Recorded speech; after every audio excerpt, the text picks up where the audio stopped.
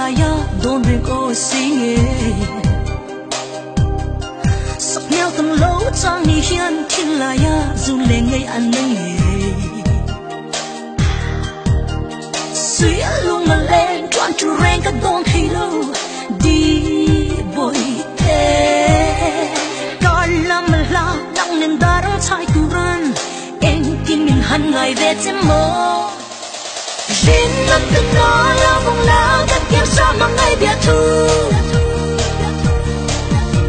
cho tiếng tâm lòng cao lòng khó sẽ lung lên biết thu dần tên đã đang tung lẽ đi chua nên tiền nỗi chịu đủ nắng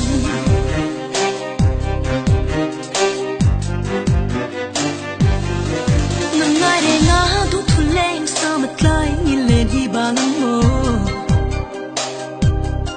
nằm từng lỗ đám chung rây thiên dân của anh hia xế xì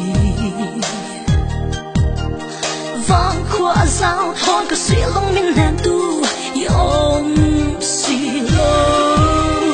mà riết tình ôm hai lùng lên cái tua nàng nghe sắp mèo tôn tu yom xì lô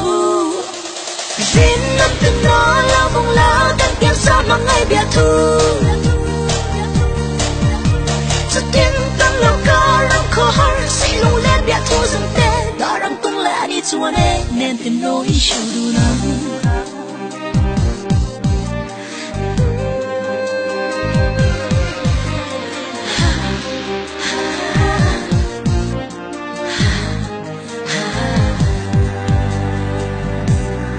dần khoa dấu lấy hiền mơ mà riêng tên chúng sẽ ai đánh nuôi còn lâu và em riêng một vang lẽ nhiều nhiên đi ngày siêu lung lên đi em tìm hiểu nhưng lâu ngày về chuyện gì mơ dù ngày lung chim tên bông mình cứ phá vòng vòng nàng xe ta làm tuần đi lâu hết thoái xe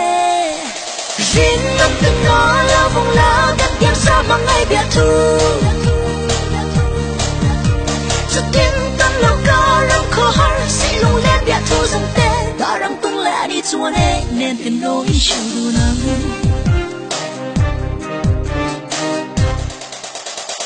đến năm từng đó là vòng lá các em sao mà ngày biết thu